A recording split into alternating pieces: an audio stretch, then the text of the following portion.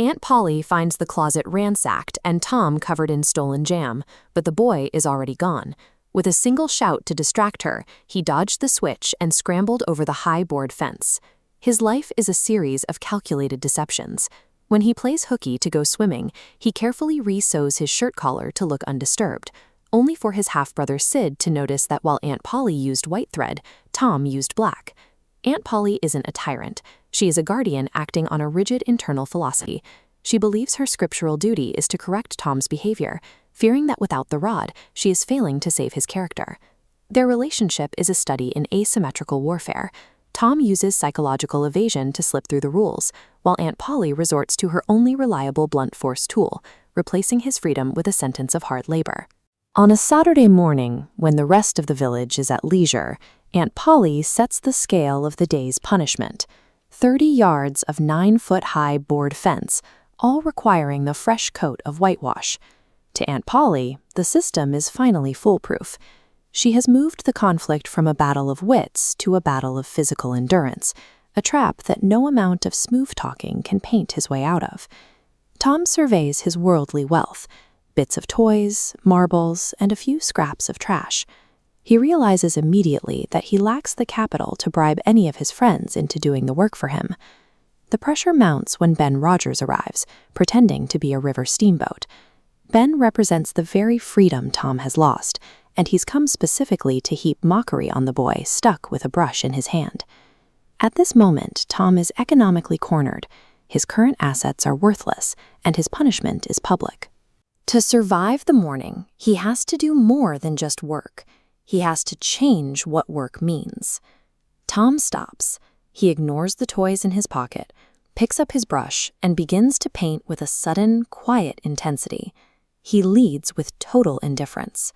When Ben mocks him with an apple, Tom doesn't look up. He sweeps the brush, steps back to critique the texture, and treats the fence like a canvas that requires his absolute artistic focus. This diagram shows the traditional barrier between work and play.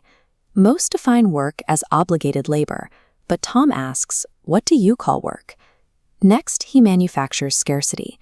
Claiming Aunt Polly is extremely particular, he frames the task as an exclusive, highly skilled privilege.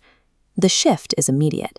Ben, now desperate to prove he's among that elite group, offers the core of his apple for a turn.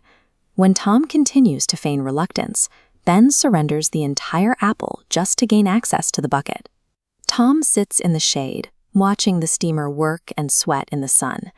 He scales this con to every boy in the village, trading turns for a kite, a dead rat, and a brass doorknob, accumulating a massive hoard of traded wealth. He has effectively dismantled the disciplinary system. By the end of the day, a strict physical penalty has been converted into a neighborhood commodity, leaving Tom wealthy and the fence finished. When Tom reports back to headquarters, Aunt Polly assumes he's attempting another deception. She doesn't believe he could have finished even a fraction of the fence so quickly. But the physical evidence is undeniable. The fence isn't merely finished, it has been triple-coated. The scale of the work leaves her speechless. Delighted by what she perceives as a breakthrough in his character, she rewards him with a choice apple.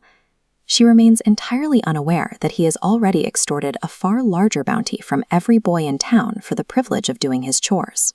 Through this experiment, Twain observes a core psychological principle that work and play are not fixed objective states, they are perceived values.